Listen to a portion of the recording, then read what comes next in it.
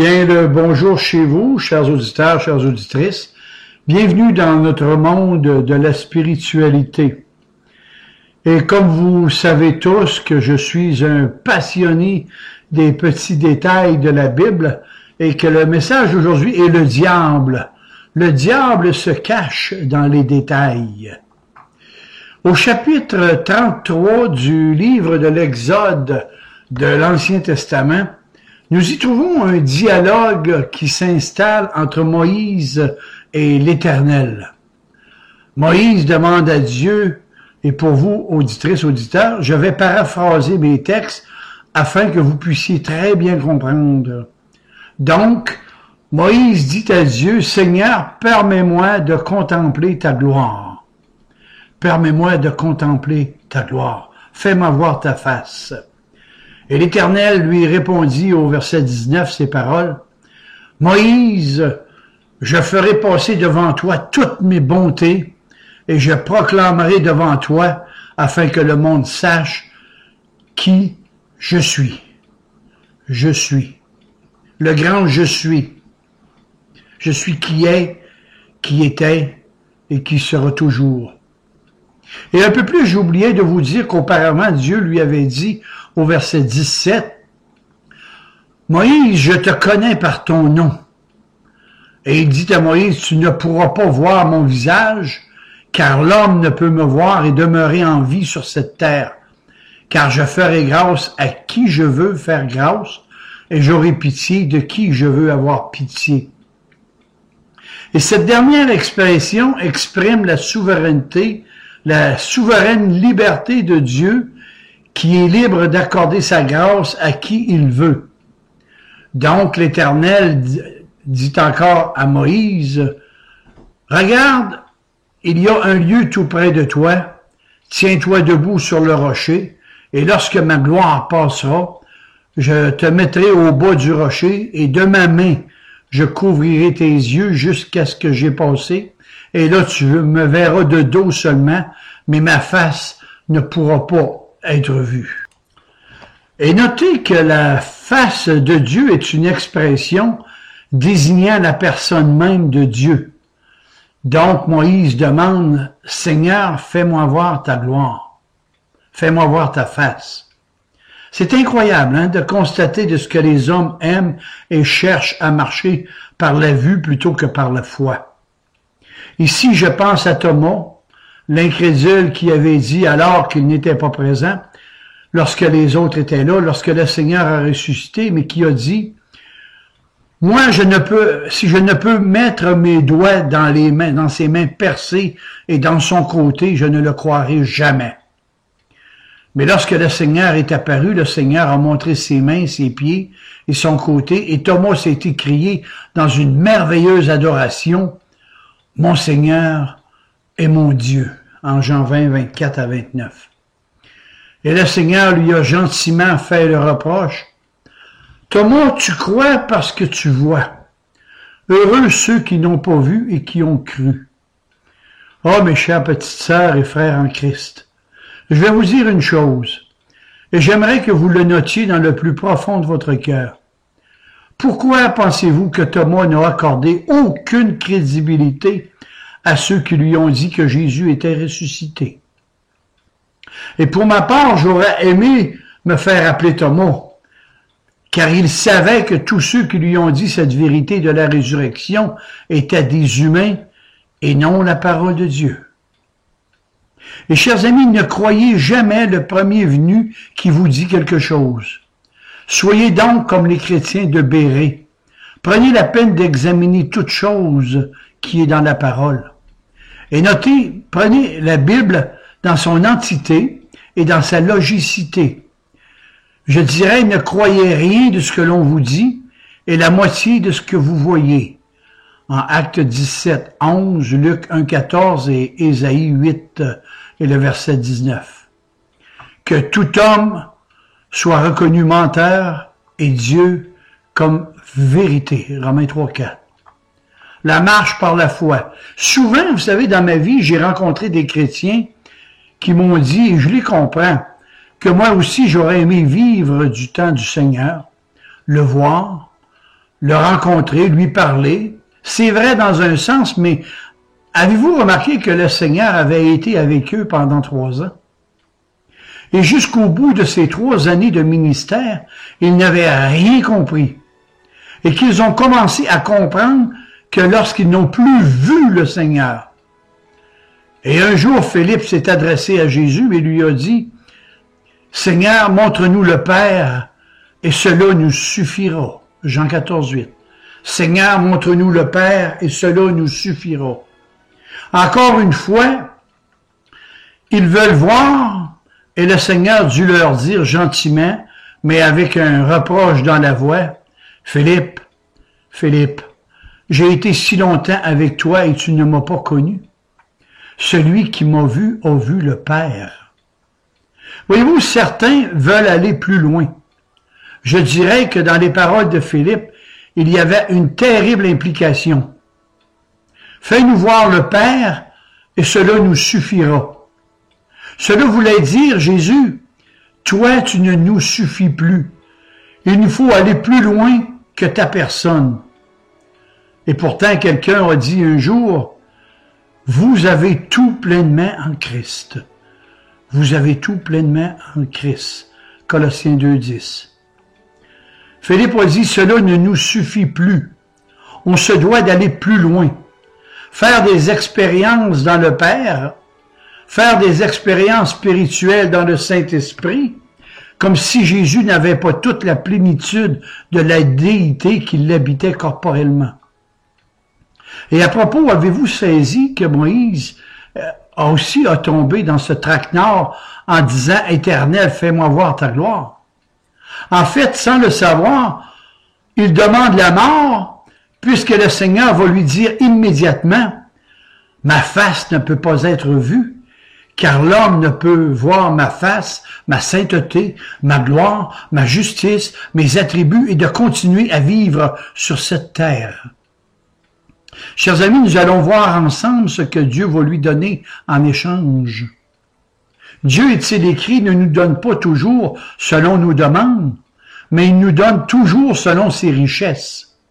Et il nous donne, il est écrit dans l'Épître aux Éphésiens, au-delà de plus de ce que nous demandons ou pensons. Éphésiens 3,20. Et en Exode 33, 17, je lis que l'Éternel dit, « Je connais ton nom, Moïse. Tu demandes de voir ma face, c'est gloire que tu ne peux pas voir et vivre, mais je te connais par ton nom. » Et lorsque le Seigneur a rencontré Zachée, vous vous souvenez? Cet homme qui était monté sur un sycomore pour le voir passer, et bien qu'ils ne se sont jamais rencontrés, le Seigneur l'a appelé par son prénom et il lui a dit, « Zachée, descends de ton arbre, car il faut aujourd'hui que je loge chez toi. Je dirais que je loge dans ton cœur. » Luc 19, 1. Zachée était un élu de Dieu sans le savoir, et Jésus lui a dit dans le libre arbitre de sa souveraineté, « Il faut que je loge chez toi. Il faut que je loge chez toi. » Il le connaissait par son nom. Et sur cette terre, bien souvent, nous ne sommes que des numéros de matricule avec un coefficient de production. Eh bien, figurez-vous que Dieu ne nous voit pas comme un numéro répertorié dans un registre. Il nous voit comme ses brebis, desquelles il a pu dire « Je connais mes brebis et je les appelle par un numéro. » Non, je les appelle par leur nom. Moïse, je te connais par ton nom. C'est la première chose. Et la deuxième chose, je proclamerai par toi et devant toi le nom de l'Éternel. Je suis celui qui suis. Vous savez, il y a là un échange de connaissances. Je te connais par ton nom et maintenant je me fais connaître à toi, une relation personnelle avec toi. Connaître Dieu est vraiment le connaître, n'est-ce pas là, en quelque part, la vie éternelle? Et lorsque Moïse est allé voir le pharaon d'Égypte pour faire sortir le peuple d'Israël de l'esclavage, ce dernier lui a répondu avec ironie et mépris, « L'Éternel, l'Éternel, je ne le connais pas. Je ne connais pas l'Éternel. » Exode 5, 2. Et nous savons tous que cela s'est terminé dans la mer Rouge. Mais connaître Dieu, c'est le connaître d'une façon personnelle. C'est-à-dire de le connaître comme son Dieu à soi. Le connaître comme David qui pouvait dire dans le psaume 23, « L'Éternel est mon berger. » Il n'a pas dit « L'Éternel est le berger de mon père ». C'eût été vrai, oui. Il n'a pas dit « L'Éternel est un berger ». C'eût été encore vrai. Il a dit « L'Éternel est mon berger à moi ». Vous savez, la parole de Dieu, là, ne devrait être jamais, jamais, jamais pour les autres. Elle devrait être toujours pour vous en premier et les autres après, rien de plus. Connaître le Seigneur, non pas comme le Dieu de mes parents, connaître le Seigneur, non pas comme le Dieu de mon Église, ni le Dieu des anciens ou le Dieu du pasteur, mais comme mon Seigneur et mon Sauveur à moi. 1, je connais ton nom. 2, je proclamerai par toi et au-devant de toi le nom de l'Éternel. Puis 3, je ferai passer devant toi toute ma bonté. Et ici, dans mon texte, la bonté de l'Éternel apparaît comme l'essence même de sa nature et de son caractère. Je ferai grâce et j'aurai pitié. Cela exprime la liberté de Dieu qui est libre d'accorder sa grâce à qui il veut, comme il veut et quand il veut. Romains 9,15. Les bontés de l'Éternel. Ah, mes amis, les bontés de l'Éternel. C'est un sujet qui est insondable, inépuisable et qui nous prendrait beaucoup de temps pour l'expliquer. Il y a de ce que nous savons, les bontés de l'Éternel, beaucoup de choses à dire. Par exemple, dans le domaine physique, je vois les bontés de l'Éternel, car certains d'entre vous n'ont pas le teint basané de ces gens qui ont faim. Vous portez sûrement des vêtements sur mesure avec un portefeuille garni pour vous gâter. Vous avez tous les appareils électroménagers. Vous avez une voiture, peut-être que vous possédez une maison et bien d'autres choses sur les bontés que Dieu vous a prêtées. Et de plus, l'Éternel vous dit, garde-toi de dire dans ton cœur que ma force et la puissance de ma main m'ont acquis ces richesses. Deutéronome 8, 17. J'ai l'air de plaisanter, mais tout cela fait partie des bontés de l'Éternel.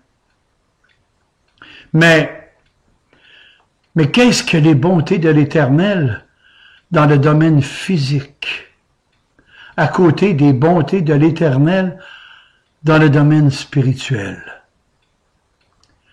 J'ai parlé du vêtement, mais avez-vous pensé à ce vêtement de justice? Cette robe dont le Seigneur nous a revêtus de sa perfection à lui. Et lorsque je parle de nourriture, je parle aussi de la nourriture de l'âme. Le Seigneur Jésus est le pain de vie, qui rassasie pleinement et qui satisfait aussi lorsque je parle des demeures éternelles. C'est les maisons du Père qu'il est allé préparer pour nous. Et tout ça, ce sont les bontés spirituelles du Seigneur. Et puis, parmi les bontés de Dieu, il y a de ce qu'on pourrait appeler le côté négatif, ce à quoi nous avons échappé comme les dangers auxquels nous avons été épargnés. Dangers dont nous sommes parfois conscients, ou parfois même inconscients.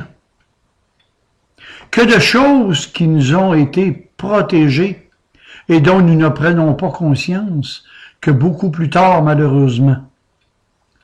Et puis, il y a tout de ce que nous ignorons des bontés de Dieu et qui nous le révélera un jour, plus tard. Au verset 22 de ce même chapitre, Dieu dit à Moïse, « Je te mettrai au creux du rocher. » Et lorsqu'on pense à la vie de Moïse, on pense à quel point des tempêtes ont soufflé dans sa vie. Et le miracle, bien, c'est qu'il a tenu. Et non pas par ses propres forces, mais par celles de Dieu, les forces de Dieu. Parce que sans Dieu, il ne pouvait absolument rien faire. Sans Jésus, vous ne pouvez absolument rien faire. Pourquoi? Tout simplement parce qu'il était dans ce rocher de protection du Seigneur, comme nous sommes dans sa main. N'est-il pas vrai qu'il a dit « Je garde mes brebis dans ma main et personne ne les ravira de ma main » en Jean 10, 27. Oui, je te mettrai dans un creux de mon rocher et je couvrirai tes yeux de l'ombre de ma main jusqu'à ce que je sois passé. Et dans ce geste du Seigneur, on voit sa main qui couvre quelque chose. Il y a deux significations entièrement logiques. Premièrement, il y a un sens tout naturel de protection que vous faites lorsque le soleil vous aveugle. Vous mettez votre main devant vos yeux pour ne pas être aveuglé par le soleil, un sens tout naturel de protection. Et deuxièmement, c'est de lui cacher quelque chose que Moïse ne voit pas. Moïse qui a dit « Fais-moi voir ta face », et Dieu a mis sa main vis-à-vis ses yeux pour pas qu'il ne voie quelque chose. Et Dieu place sa main pour qu'il ne voie pas. Comme par exemple, si vous passez dans une rue peu recommandable et que vous voyez une chose obscène, vous allez vous empresser de placer votre main sur les yeux de votre enfant afin que celui-ci ne voit pas cette chose obscène. Et cela peut s'appliquer aussi sur les films pornographiques ou même dans votre téléviseur, car de nos jours, il y a toutes sortes de choses indécentes et inappropriées qui circulent aussi sur les ordinateurs. Me suivez-vous jusqu'ici? Dieu cachait des choses à Moïse qu'il n'avait pas besoin de voir. Et Deutéronome 29 nous dit que les choses cachées sont à l'Éternel et les choses révélées sont pour vous et vos enfants. Le livre des Proverbes nous dit que la gloire de Dieu, c'est de cacher les choses. Proverbe 25:2, la gloire de Dieu, c'est de cacher les choses. Et il est surprenant, suivez-moi bien jusqu'ici, il est surprenant de constater que la Bible nous parle très peu de l'occultisme. Je trouve en Deutéronome 18:11 et à quelques endroits de la Bible, il est écrit, le Seigneur qui a dit cela, qu'on ne trouve chez toi personne qui exerce le métier de devin, d'astrologue, ou qui recherche des présages d'augures, de magiciens, d'enchanteurs, personne qui consulte ceux qui évoquent les esprits des morts et qui jettent des sorts ou disent la bonne aventure. Personne qui interroge les morts, car quiconque fait ces choses est en abomination à l'Éternel. Il ne décrit pas le métier de devin d'astrologue. Il nous dit que quiconque fait ces choses est en abomination. On n'a pas à aller voir ces choses. Et là, je me suis dit, mais pourquoi Dieu ne nous a-t-il pas dit davantage des conséquences de ces pratiques? Vous savez, le diable se cache dans ces détails-là aussi. On voit des pages entières d'où ces choses sont répétées. Des pages qui peuvent même nous paraître répétitives, fastidieuses à lire, et Dieu a voulu que ce soit placé dans sa parole. Et lorsqu'il est question d'occultisme, nous aimerions en savoir plus, mais Dieu nous demande de ne pas aller voir ces choses. Il nous cache certaines choses. Il ne veut pas que nous explorons ce domaine, et s'il le dit, sachons-le, c'est pour notre bien. Car il y a toujours un danger d'essayer de connaître et de voir des choses avant le temps fixé par Dieu. Il est écrit, il y a un temps pour tout, un temps pour toute chose. Et le Seigneur fait toutes choses belles en son temps, et même il l'a placé dans le cœur de l'homme l'éternité, la pensée de l'éternité. Et là, je pense à nos premiers parents. Ils étaient dans un jardin de délices, dans un bonheur dont nous n'imaginons pas ce qu'il était. Dieu leur avait révélé ce qu'ils avaient besoin de savoir, mais il leur avait caché une chose. Il leur avait caché la connaissance du bien et du mal. Et pour ma part, je ne pense pas que Dieu leur cachera éternellement la connaissance du bien ou du mal, mais je crois qu'avec la maturité, le temps passant, il leur aurait révélé le bien et le mal sans danger. Mais voyez-vous, selon le texte de la Bible, ils ont été voir et toucher l'intouchable.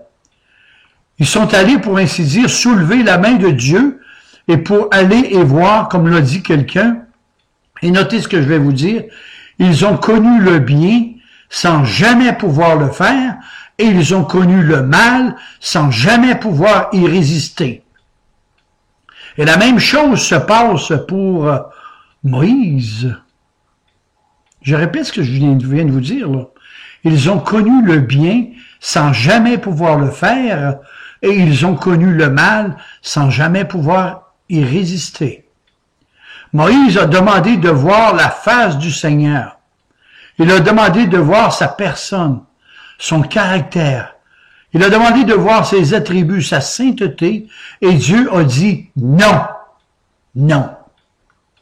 Et les siècles se passent, et lorsqu'on arrive dans le Nouveau Testament, nous suivons le Seigneur sur ce qui est appelé le mont Tabor, la montagne de la transfiguration, d'où Jésus est métamorphosé dans la gloire, et notez que 2 personnes sont avec lui.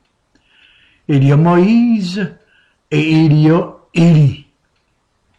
Oui, justement, ce Moïse auquel il a dit antérieurement, « Tu ne peux pas voir ma face et vivre éternellement sur cette terre. » Mais maintenant, au temps opportun, non seulement il voit cette gloire, mais il y participe et est au centre de cette gloire. Et chers amis, je ne me lasserai jamais de promouvoir la logicité et l'unité de toute la Bible. Cette dernière, elle est cohérente et ne se contredira jamais. Même si parfois on trouve des antimonies, Dieu a réponse à tout et il veille sur sa parole afin que celle-ci s'accomplisse. Jérémie 1,12. Voyons un peu le don de l'exagération.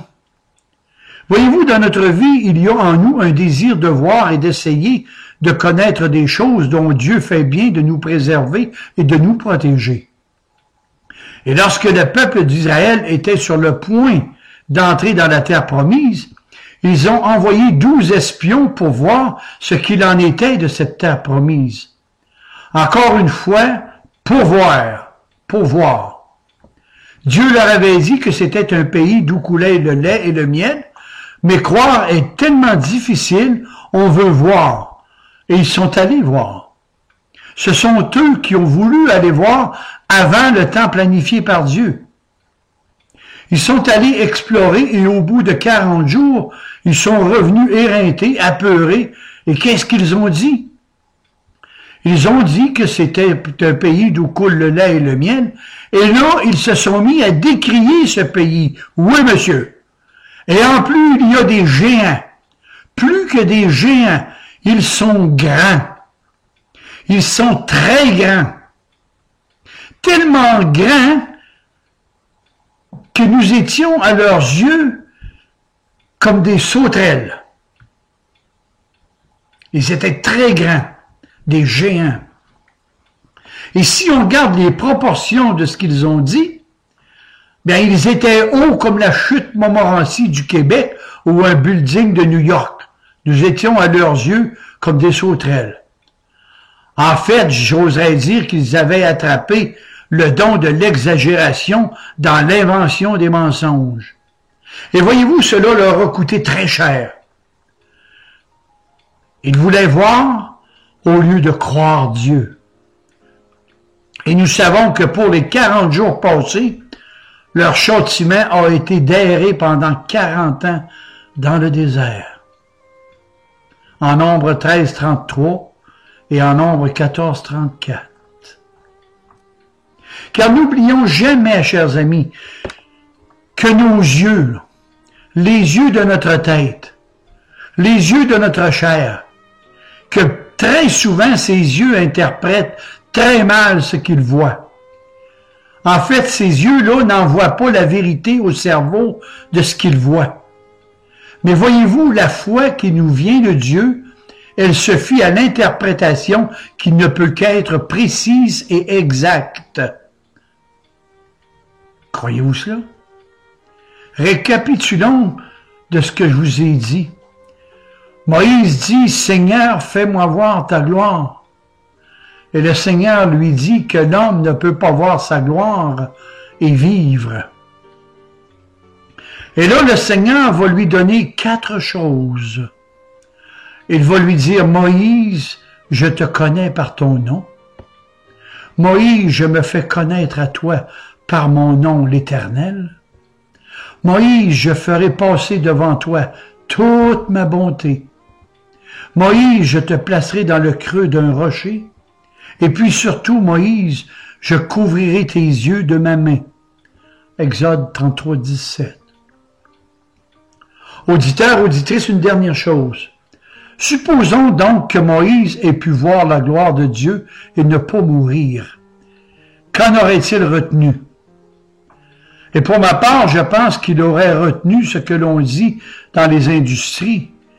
Il aurait eu tout simplement un flash dans les yeux, un éblouissement, mais après, qu'est-ce qui se serait passé? Et c'est parfois comme certaines heures de notre vie, comme par exemple des fois, on est impressionné d'un beau sermon que l'on vient d'entendre. Ça nous enflamme, on est ému, on a le cœur attendri. Mais 15 ou 20 minutes plus tard, bien souvent, on oublie. Plus rien n'a frappé votre cœur. Alors, ce que Dieu a donné à Moïse ne vaut-il pas mieux qu'une impression éphémère, instable et mouvante qui ne laisse aucune trace? Au lieu de lui montrer sa gloire, il lui a montré sa bonté, sa grâce, sa miséricorde, son appui et sa protection. Et ce sont là ces choses que Dieu lui a données en échange de ce qu'il demandait. « Seigneur, fais-moi voir ta face. En attendant, nous vivons par la foi, mais un jour prochain, tu reviendras, Seigneur. Et notre foi sera changée en une vision extraordinaire de ta personne. Nous ne croirons plus, car nous serons avec toi, Jésus. Et nous verrons ta gloire que tu avais auprès du Père avant que le temps n'existe. Mais en ce jour, nous le partageons éternellement avec toi. Mais en attendant notre part sur cette terre, c'est de croire que tu nous as dit dans ta parole, Seigneur, et si on ne peut pas voir ta gloire sans mourir, eh bien mourons. Mourons pour voir notre Sauveur glorifié face à face. Et comme dit un cantique spirituel, voir mon Sauveur face à face. Voir Jésus dans toute sa bonté, ô joie, ô suprême grâce. Ô bonheur, félicité, oui, Seigneur, dans ta magnificence, je te verrai, divin roi, pour toujours en ta présence, je serai semblable à toi. Ta gloire est encore voilée, d'un voile ensanglanté, bientôt sera révélée ton ineffable beauté. Oh, quel transport d'allégresse, quand tes yeux baissés sur moi me diront avec tendresse, je mourus aussi pour toi. Allez à Jésus, chers amis. Allez à Jésus. Amen et Amen. Et que le Seigneur vous bénisse. L'amour de Dieu de loin surpasse ce qu'on peut dire. Un cœur humain, il est plus grand que les espaces. Même en l'abîme, il nous atteint. Pour le péché de notre monde, nous donna. Jésus, il nous pardonne aux paix profondes, il sauve les perdus. Verser de l'encre dans les ondes, changer le ciel en parchemin.